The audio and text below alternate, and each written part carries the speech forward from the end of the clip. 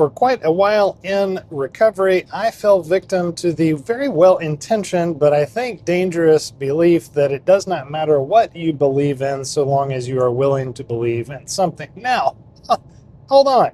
Am I completely throwing AA and 12-step programs under the bus? No. Let me explain. The intention behind this and the concept that I'm talking about, of course, is that in AA and NA and other popular A programs, the 12-step programs that people in recovery or adjacent to it are familiar with, has in its very core the idea that God is central and belief in a, quote, higher power is central to the removal of the problem of addiction. The problem that they run into is that they want to make things open for anyone despite belief in particular gods. Something that works for a Muslim may not work for a Christian and vice versa if we specify and define what God is. Now, without going into a history lesson, which I would be ill-equipped to fully handle, I believe that the intent of the authors of the AA text, at least, did in fact have the Christian God in mind when they were writing it, but that's neither here nor there, because we are here in 2026, and we are dealing with addiction in the present day, recovery from it in the present day, and the arguments for and against using this idea of the conception of a higher power as being sufficient to, or at least enough to get started with the working of the 12 steps and the coming to believe maybe even more in something more than just this concept of God that is self-contained or self-defined. Now, if that all sounds a little bit like hogwash, bear with me a hair further. I believe that the intention of this and the modern day popular interpretation of it, which I have co-signed with in many my fair share of conversations, is quite a good intention. And it goes something like this. Okay, we get to the first step in recovery. You got a problem with alcohol, with drugs, with some affliction, some addiction. You admit that you have a problem and that your life is unmanageable. Check, all right? Well, immediately, the 12-step literatures take us into the solution, and rightly so. The solution, though, is problematic if you are not a believer in some form of God or spiritual being or whatever, because the solution is exactly that. It is God. It says in the big book of Alcoholics Anonymous, the main purpose of this book is so that you can find a power greater than yourself, which can restore you to sanity. That may be slightly paraphrased, but that's pretty much the quote from it. And this is problematic, so what they've done to take away as much of the problem as necessary, and introduced a new problem, I might add, is to say your conception of God. And they go to great lengths, and again, I don't know that it's wholly wrong, but I think it is definitely dangerous. They go to great lengths to define the fact that, hey, don't be turned off by this. If you don't believe in God, just take solace in the fact that if you are willing to believe that something out there is greater than you, if you're just willing to have your own conception of it, then you're ready to make a beginning. So maybe your belief will evolve over time. Maybe you will come to believe in the same God as we do over time. Maybe your conception will change over time. But the important thing at the beginning, at the start line, is the willingness to believe in something outside of yourself.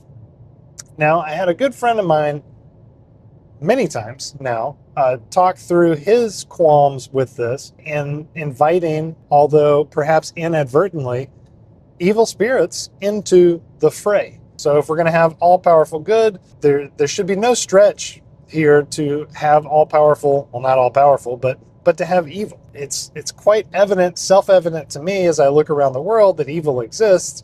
If I'm going to believe in spiritual things, I concede that there are evil spiritual forces at work also.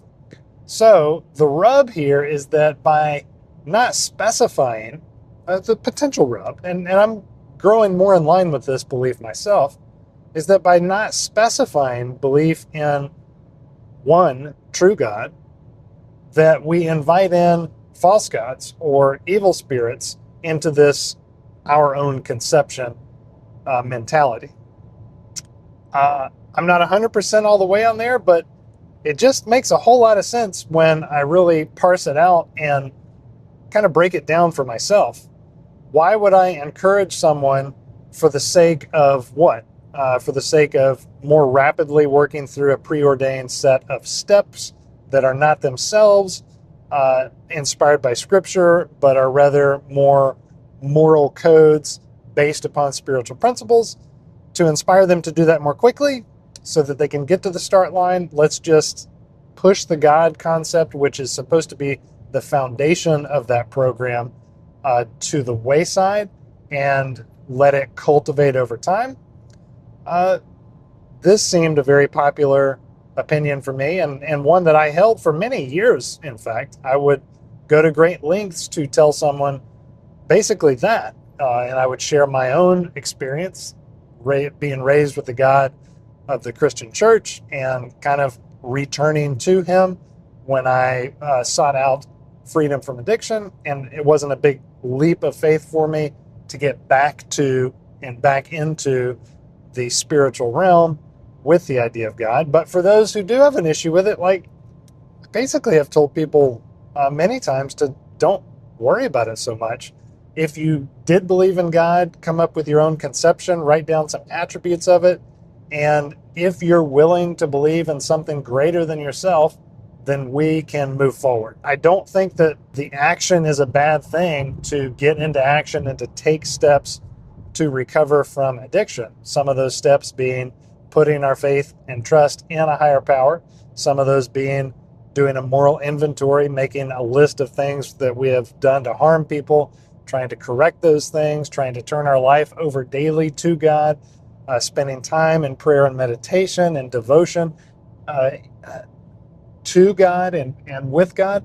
These are things that are part of the daily Christian way of life, one that I aspire to. It's not always a part of my daily walk. I aspire for it to be, and for it to be rich and full and honest.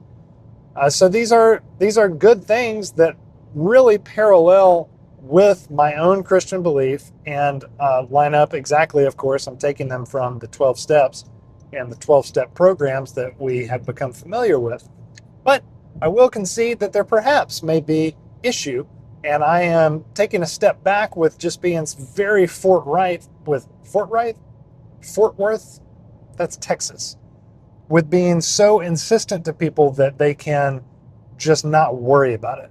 I think it does give us cause for worry. We should not take this lightly. If we are actually going to turn our will and our lives over to the care of God as we understand Him, that's a big deal. And if the way I understand God misinterprets Him or invites in a powerful evil spirit to take the place of what the one true God should be, then I'm kind of blindly walking off an abyss. I don't want to do that. Sobriety was supposed to be a step away from the ledge, a step back from the abyss of addiction. Excuse me. And so, let's not take this lightly. So that is my conclusion as of right now. This week's verse, kind of an afterthought after several minutes of talking through this topic, prompted me to start thinking about the topic. And it comes from 1 John 4:4, and the passage is talking about evil spirits. And so the verse is not specific in that, but you'll see where it's coming from. The verse is, "Little children, you are from God and have overcome them," and them being evil spirits. "Little children, you are from God and you have overcome them." Oh, and now I forget it. I haven't memorized it all the way yet. He who is in you has overcome he who is in the world. There may be something like take heart or be encouraged. I feel like I'm missing a word or something in there, but whatever. That's the verse for the week. Welcome to February. This is our 5th verse of the year. We're doing one a week, every week, for the entire calendar year. So far, I'm good. Maybe I'll prove that to you, not on this video because it's getting a little long. But yeah, so far I'm good. Hope you are too. Let me know in the comments below. Talk to you next time.